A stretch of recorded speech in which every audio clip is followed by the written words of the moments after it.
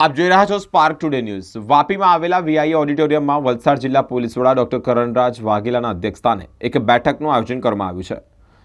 જેમાં જિલ્લાના 400થી વધુ અંગાડિયા પેઢી જ્વેલરીની વેચાણ સાથે જ રોકડ રકમની હેરફેર સાથે સંકળાયેલા સંચાલકો કર્મચારીઓને બોલાવવામાં આવ્યા હતા, જેઓએ એસપી ડોક્ટર કરણરાજ વાઘેલાએ આગામી લોકસભા સામાન્ય ચૂંટણી 2024 તેમજ હોળી ધૂળેટીના તહેવાર અને તે જ અનુસંધાને વલસાડ જિલ્લામાં કાયદો અને વ્યવસ્થાપનની પરિસ્થિતિ જળવાઈ રહે તે અગાઉ જિલ્લામાં ધાડ, લૂંટ, સ્નેચિંગના બનાવ બનેલો હોય તે અસામાજિક પ્રવૃત્તિઓ ઉપર અંકુશ લાવવાના હેતુથી કોઈ અનિચ્છનીય બનાવ ન બને તે માટે જ આગમચેતીના ભાગરૂપે મહત્વનું માર્ગદર્શન આપ્યું હતું। મારું નામ છે અશોકભાઈ પટેલ, વાપી આંગળીયા એસોસિએશનનો પ્રમુખ છું અને આંગળીયા પેઢીમાં બી કર્મચારી છું હું વાપી ટાઉન। જિલ્લા પોલીસ અધિકારી સાહેબોએ અમને આંગળીયા એસોસિએશન અને સોની બજારમાં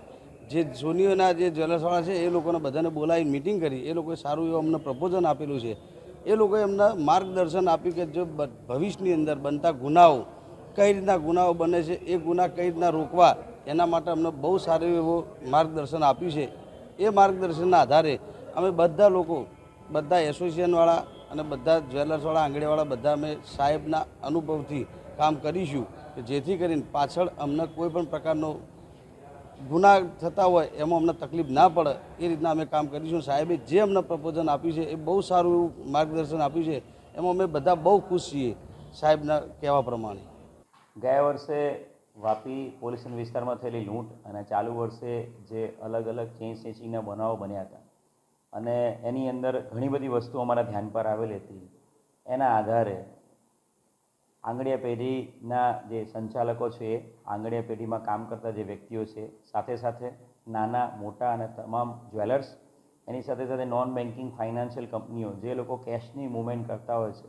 એ લોકો સાથે એક મિટિંગનું આજે આયોજન વીઆઈએ ખાતે કરવામાં આવ્યું હતું હોલમાં। 400થી વધુ અલગ અલગ જિલ્લાના અલગ અલગ આંગળીયા પેઢીના સંચાલકો, માણસો, જ્વેલરી એસોસિએશનના માણસો, જ્વેલરી સાથે સંકળાયેલા કારીગરો, તમામ લોકો સાથે 1-2 અને એક મિટિંગનું આયોજન કરવામાં આવ્યું હતું। ભૂતકાળમાં સુરતમાં જે આંગળીયા પેઢી લૂંટનો બનાવ હતો કે પછી બોટાદનો લૂંટનો બનાવ હતો કે અમદાવાદનો લૂંટનો બનાવ, એમાં જે મળેલા અનુભવો અને પોલીસને ડિટેક્શન કરવામાં જે તકલીફ પડી હતી કે એની અનુસંધાને જે સેફ્ટી પ્રિકોશન્સ આંગળીયા પેઢીએ કે જ્વેલરીવાળાએ કે કોઈપણ વ્યક્તિએ રાખવા જોઈએ એ બાબતે એક 1-to-1 એક પ્રેઝન્ટેશન કરીને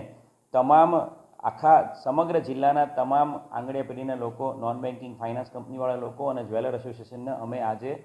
એક પ્રેઝન્ટેશન દ્વારા એમણે પોતે શું સેફ્ટી પ્રિકોશન રાખવા જોઈએ એ બાબતે એમને